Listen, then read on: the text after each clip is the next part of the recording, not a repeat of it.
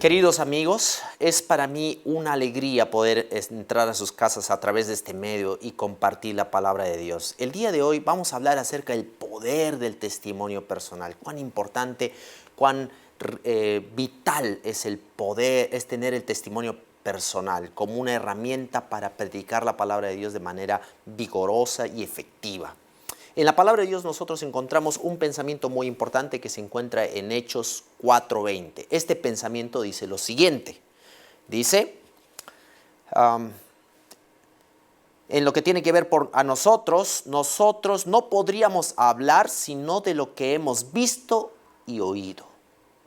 De lo que hemos visto y oído. ¿Qué palabras tan importantes que las Escrituras nos hablan el día de hoy? Cuán importante es que nosotros tengamos un testimonio de algo que hemos experimentado en nuestra propia vida.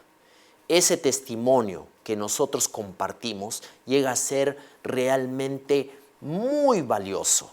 Llega a tener un impacto como no lo podría tener otra cosa, sino tal como la palabra de Dios nos enseña. De lo que hemos visto y de lo que hemos oído, os testificamos. La cura muestra su poder en los peores pacientes. Esto es algo muy interesante porque cuando tú encuentras un remedio y ves que este remedio es tan bueno en los peores pacientes, entonces tú dices, es posible que este remedio también sea bueno para mí.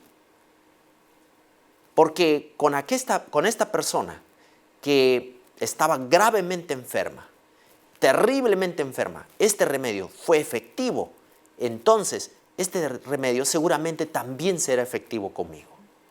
En la Biblia encontramos algunos ejemplos de cómo esto sucedió. Por ejemplo, tenemos el caso del endemoniado gadareno. En Marcos capítulo 5 nosotros encontramos esta historia.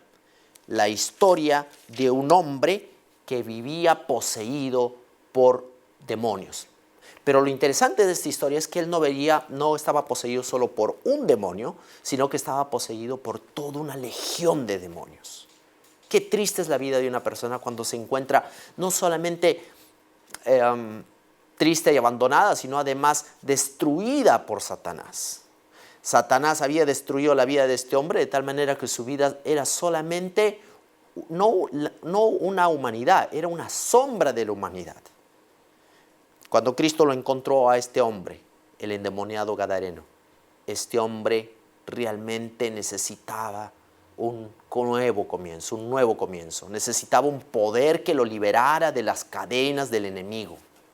Encontramos esta historia aquí en Marcos capítulo 5. Y nos dice lo siguiente, en el versículo 2, cuando Jesús salió del bote, un hombre con un espíritu inmundo vino de las tumbas para acercársele. ¿De dónde venía este hombre? De las tumbas, porque ese era su hábitat natural. Es ahí donde él residía, es ahí donde él vivía. Vivía entre las tinieblas de la muerte. Este hombre que estaba acostumbrado a vivir en las tinieblas de la muerte, ahora se encuentra con la luz verdadera. Esta luz verdadera que alumbra a todo hombre, Cristo Jesús. Y ahora que encuentra a Cristo Jesús, Jesús lo libera y llega a ser otra persona. Lo interesante es que una vez liberado, una vez que este hombre es liberado del poder de las tinieblas, ahora este hombre tiene que hacer algo. La gente se da cuenta que este hombre ya no es el mismo. Cuán instantáneo es el efecto de la gracia transformadora de Cristo. Y cuán instantáneo es el poder que transmite el testimonio de una persona liberada. Porque en el mismo momento que Cristo empieza a cambiar tu vida, las personas también lo llegan a notar. Y eso fue lo que pasó en esta historia. El endemoniado ya no era el mismo. Después de haberse encontrado con Cristo, todos lo notaron. Los dueños de los cerdos que se desbarrancaron cuando los demonios entraron en ellos y fueron llevados ahí al mar y murieron. Estos dueños, ellos empezaron a decir, este endemoniado ha cambiado. Este hombre ya no es el hombre raro que nosotros veíamos. Qué interesante. La obra que no pudo hacer Cristo aquí fue hecha por este hombre, cuya vida había sido una miseria, viviendo en los sepulcros en una vida de tinieblas. Y ahora, libertado, podía ser un testigo. La cura muestra su poder en los peores pacientes. La cura de Cristo Jesús, de su palabra y de su espíritu que trabaja en la vida del creyente, es un testimonio poderoso de lo que Dios puede hacer. Cristo había sanado a este hombre y ahora este hombre se convirtió a sí mismo en un misionero. No es la única historia que encontramos en la Biblia de un caso similar. En la Biblia encontramos muchas historias similares, donde hombres se encontraron con Cristo Jesús y después de su encuentro con Cristo llegaron a ser un testimonio poderoso.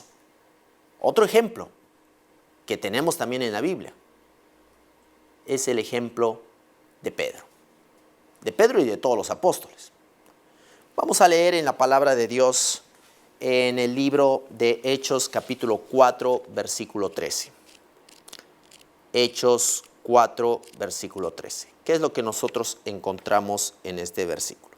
Dice, cuando ellos vieron el coraje de Pedro y de Juan, se dieron cuenta que ellos no habían tenido una educación y que eran hombres ordinarios, y ellos estaban completamente asombrados y se dieron cuenta que estos hombres habían estado con Jesús.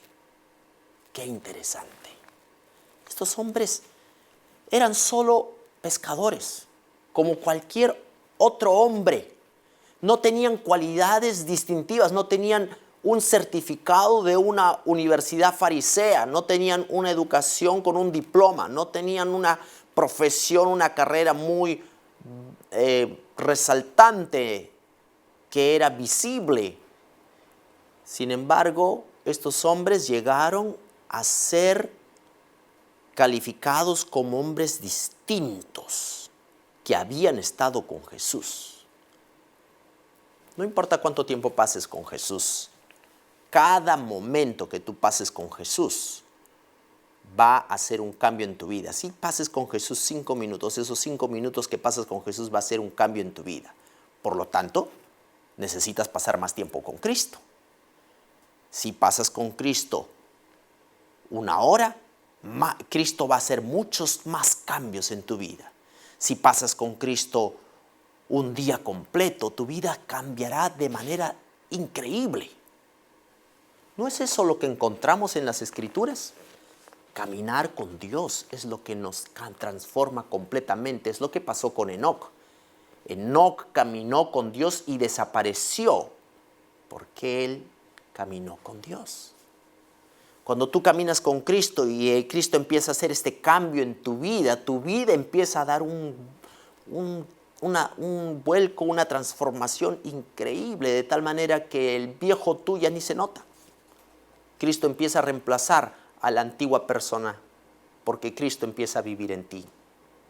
Es así que en esta primera sección hemos hablado acerca de la cura muestra su poder en los peores pacientes. Cristo, cuando Cristo está en tu vida y empieza a transformar tu vida, tú ahora estás listo para testificar porque tienes a Cristo como el poder que te da autoridad para decir, yo experimenté la salvación.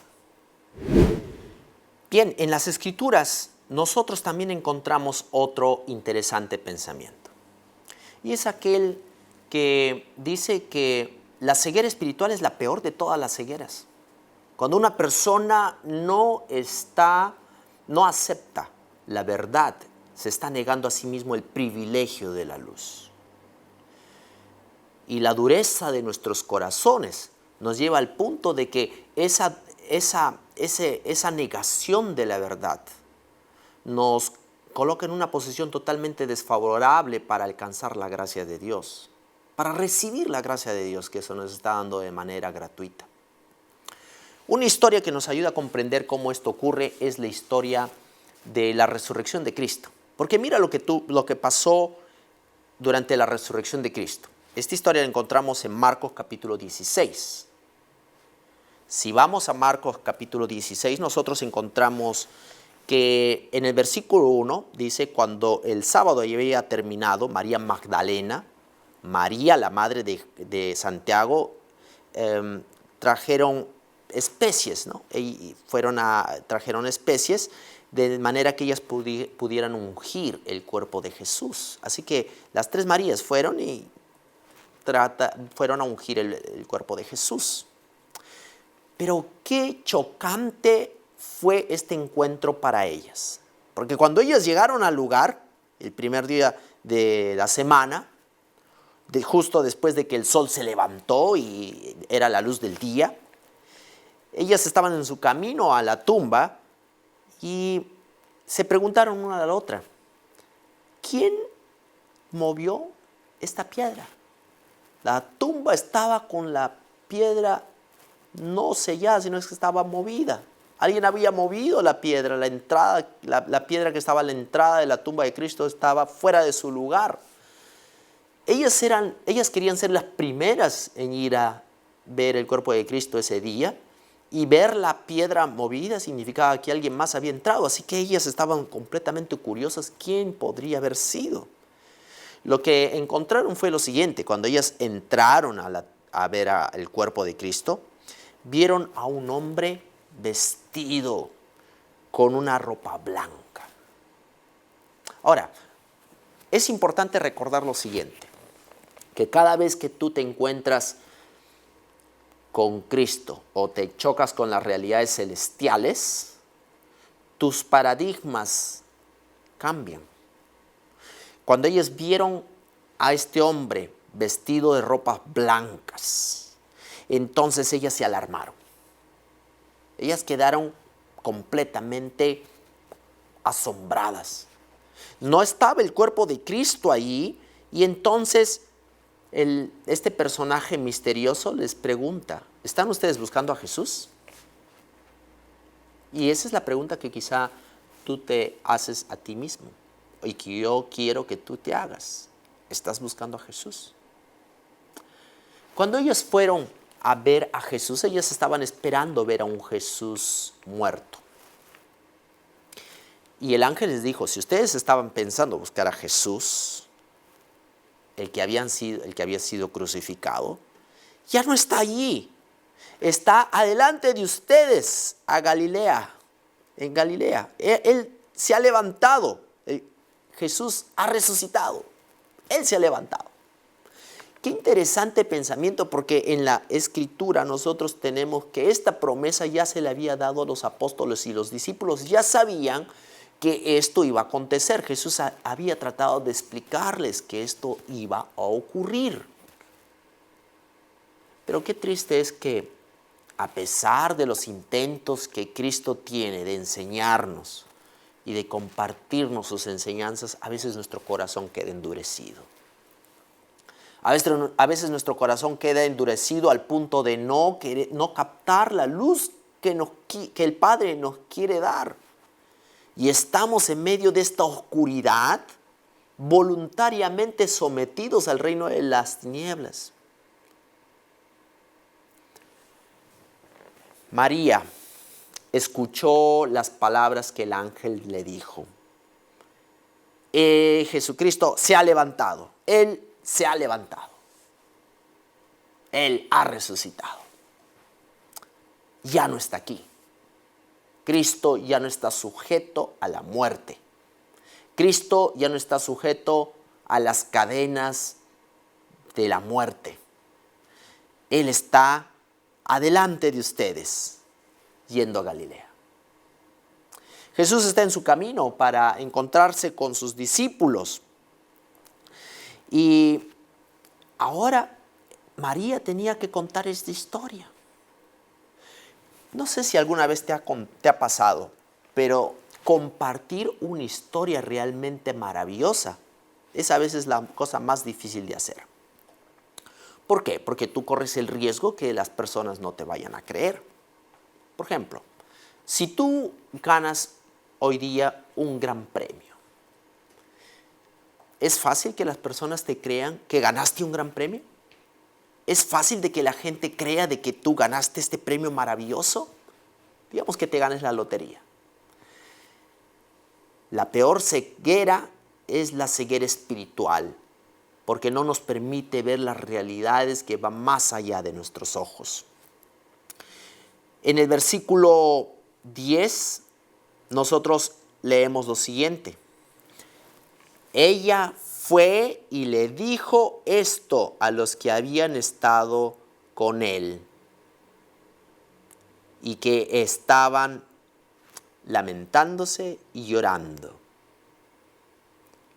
Ella fue y les dijo a ellos, a los que habían estado con él y que estaban lamentando, estaban tristes. Estas personas estaban tristes, los discípulos estaban tristes. Pero en el versículo 11 dice, cuando ellos escucharon que Jesús estaba vivo y que ella lo había visto, ellos no lo creyeron. La noticia era clara, pero ellos no lo creyeron. En esta sección hemos visto que esta ceguera espiritual a veces no nos permite disfrutar de las bendiciones que el Padre nos quiere dar. Las buenas noticias de la resurrección no estaban alcanzando a los discípulos en este momento. Estate preparado para que cuando compartas tu testimonio, posiblemente algunas personas lo rechacen, pero tú tienes que ser perseverante y continuar. Entonces, haciendo un recuento de lo que venimos diciendo, en primer lugar hemos visto en la primera sección que la cura muestra su poder en los peores pacientes. La cura del Evangelio, la cura de Cristo Jesús como el Salvador del mundo, mostró su poder en los peores casos como el endemoniado gadareno. Y convirtiendo personas sencillas, simples, como Pedro, un pescador, y haciéndolo pescador de hombres. La iglesia empezó a crecer de una manera espectacular por el testimonio de personas sencillas. Luego también vimos cómo ese testimonio a veces puede ser rechazado. Lo vimos en el caso de María. Cuando ella fue y le contó a los discípulos, les dijo, Jesús ha resucitado. No tenemos que llorar más, no tenemos que estar más tristes. Su testimonio no fue completamente aceptado. Ellos no la creyeron. Prepárate porque eso es exactamente lo que a veces nos puede ocurrir. En esta última sección vamos a hablar acerca de cómo el testimonio puede derrumbar imperios y puede cambiar incluso las mentes más endurecidas. Un caso que nosotros encontramos en la Escritura es el caso del apóstol Pablo. El apóstol Pablo mismo había sido convertido de las tinieblas a la luz de una manera asombrosa. Él mismo había experimentado el poder de la conversión. Y una de las cosas, y uno de sus sermones favoritos, vemos que fue la predicación de su propio testimonio.